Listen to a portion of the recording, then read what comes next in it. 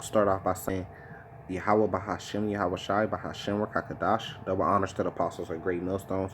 Please blessings and honors to all the brothers in this truth. Salvation to the elect. I'm going to let this play. It's going down in Iran right now. War, war, war. Or like the Bible say, whoa, whoa, whoa. If you have ears to hear. For weeks, Iran has been hit by a series of mysterious accidents, most of which have targeted strategic military installations in the country. Now, the latest incident is from the port of Bushehr, where 7 ships caught fire under mysterious circumstances. No casualties have been reported till now. Some eyewitnesses claim that the blaze was triggered by intense sunlight, but these claims are yet to be confirmed. Now, going back a couple of weeks, on the 25th of June, an explosion hit a military complex near Tehran. Hours later, there was a power outage at the military facilities in the city of Shiraz.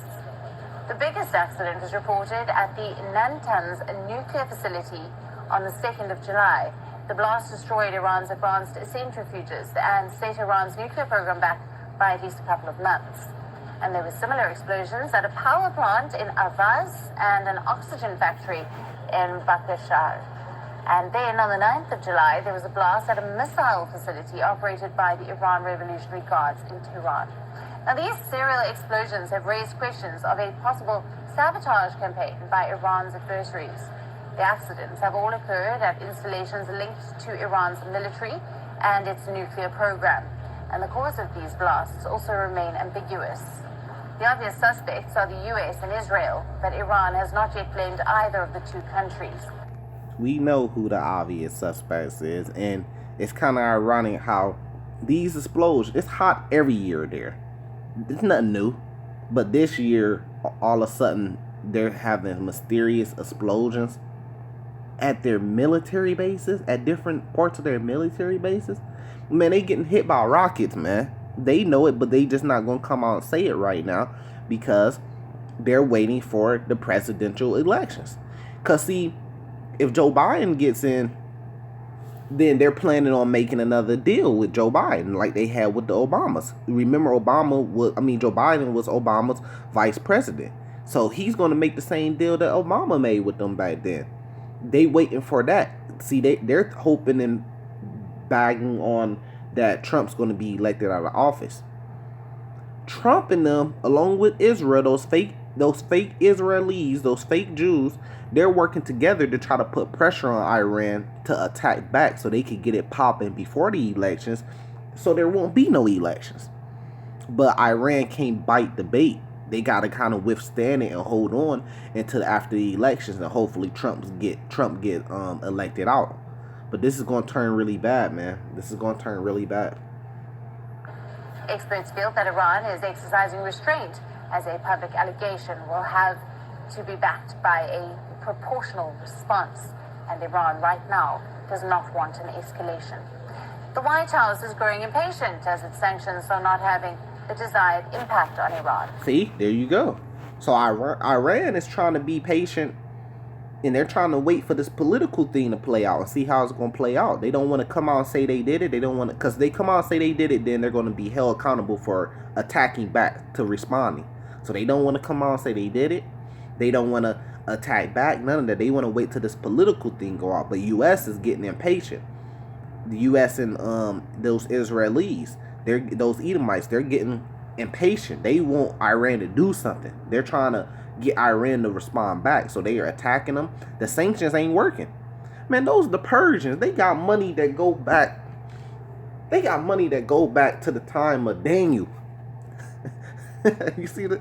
They got money that go back to the time of Edris. Before Yahushua even came, man. They got money. They never gonna run out of money until we come take it. The true Israelites in the Lord. You could put as many sanctions as you want on them. They are not going broke. That's a very, very, very, very, very ancient people, man. They go back to the Persians. And those sanctions ain't working. The U.S. is seeing that now. Iran was laughing at them like, man, y'all can sanction whatever y'all want. We ain't going broke. Y'all know who we are. But now the U.S. and along with Israel, the Israeli people, they getting impatient. Now they're starting to bomb them because the sanctions ain't working. So experts feel that the US may have shifted its policy from maximum pressure to military sabotage. A US-Israel joint sabotage campaign is not without precedent.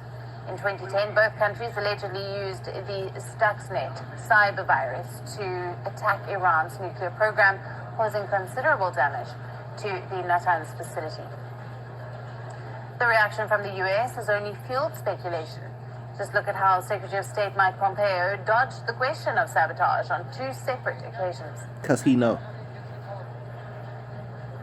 What's the message Iranian leaders should draw from the explosion at Natanz? Do you believe it was accidental or deliberate? I'm not going to talk about the second question. Just to put it directly, was the U.S. involved in any way in the Natanz explosion? About the explosion at Natanz, I don't have anything to add. I mean, there you go. The devil himself, you know. I mean, they said 7 boats. Come on, man. Now, 1 boat, maybe that could have been an accident. But 7 boats exploded, had explosions on them. Come on, man. They attacking them. But, like I said, Iran could come right out and say, this is what's happening, they're attacking us. But they don't want to do it because they're going to be put on the hook of having to respond. This is going to get really ugly, man. If the U.S. and Israel keeps attacking those people, they're going to have to attack back. And this is going to get real ugly. And the thing is, or you could say really beautiful, but the thing is like, Iran is putting their hopes, because they know things behind the scene. They partners with Russia. They getting intel behind the scene that maybe Trump is not going to win the elections, and they're hoping on Biden to win the elections so they could sign a peace treaty with him. But the thing is they're going to find out that Trump is going to rig the elections or whatever he does, and he's probably going to end up winning the elections. And then all that hope they put into Joe Biden winning it, when Trump wins it, or he just, like he said in another interview, he doesn't have to accept.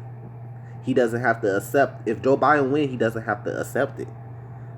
Or he could do some type of false flag thing that the whole world's going to know is a false flag thing, to the point where there is no elections, he stay in office. When that happens, Iran is going to be like, dang, they didn't even get Joe Biden in. We got to deal with Trump for another, 6 years or 4 years? I mean, it don't matter. But the thing is like, when they figure that out, it's going to be war. Whoa. Ain't going to be no more waiting for this political and wait for that political. They going to have to go to war, man. That's coming very soon. Things are heating up, man. And they keep getting attacked like that. How many of those attacks could they sustain without defending themselves or fighting back? They going to have to fight back, man. And that goes into when the Lord said he's going to put hooks in their mouth and drag them down to the battlefield along with Russia. This is Zechariah chapter 14, verse 12. And this should be the plague wherewith the Lord will smite all the people that have fought against Jerusalem. This is not talking about those people living in Jerusalem right now. It's talking about the people of Jerusalem, the real Israelites that's been scattered. Matter of fact, I'll go back to verse 11. It's talking about the man. And man shall dwell in it, and there shall be no more utter destruction, but Jerusalem shall be safely inhabited. This is going to happen when this is all happening during the end times. And this shall be the plague wherein the Lord will smite all the people that have fought against Jerusalem. Their flesh shall consume away while they stand upon their feet, and their eyes shall consume away in their holes, and their tongue shall consume away in their mouth. What could cause that? A nuclear weapon. Where do nuclear weapons come from? War. Whoa. This is Matthew, the 24th chapter, starting at verse 6. And ye shall hear of wars and rumors of wars. See that ye be not troubled, for all these things must come to pass, but the end is not yet. For nation shall rise against nation, and kingdom against kingdom. And there shall be famine and pestilence. We see those pestilences, COVID-19. So the Lord is talking about these times, and this is Yahushua, who the world calls Jesus, from his own words. Famines and pestilences. So there's going to be famines coming. Coin shortages here coming with the food, and here pretty soon coming with us teaching his word. Pestilences, COVID-19. What else wherever pops up after that? And earthquakes in diverse places, which we done seen those natural disasters happen. All these are the beginnings of sorrows. Then shall they deliver you up to be afflicted, and should kill you, and ye should be hated of all nations for my name's sake, which they are doing. You know, they're deeming us different labels and stuff like that, you know, to come up against us. And then many shall be offended, and shall betray one another, and shall hate one another. And many false prophets shall arise, and shall deceive many, which you already have that with your Catholic and Christian churches and stuff. Because everything that I ever said about the Bible, everything that GMS ever said about the Bible, just like I'm doing right now, we go to the scriptures and read it, and we have multiple scriptures to back up what we're saying. We prove what we're saying. We don't just say stuff, we prove what we're saying, man. Now, your Christian pastor or your Catholic pastor, he just gonna read one verse and he gonna go on to a whole hour of just talking. Most of them don't even have a Bible. When the last time you seen Joel Osteen on stage with a Bible? TD Jakes on the stage with a Bible in their hand. They talking from themselves, man. And then they say, well, we don't need a Bible because it's in our heart. Man, come on now. Yahweh Shai himself was reading from the Bible. Anyways, and the iniquity should be abound. The love of many shall wax cold. And he that shall endure to the end, the same shall be saved. So we gonna endure to the end, man. We gonna have to endure to the end to make it through all this. War, famine, pestilence, plagues, all that. You know, but many men ain't gonna make it. This here, let me prove that Yahweh Shai, since the spirit is on me, that Yahweh Shai read from the Bible itself. Luke 4, verse 17.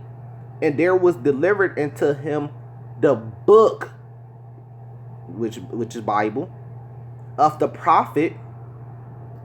This says Elijah's, but it's talking about Isaiah. It's talking about Isaiah.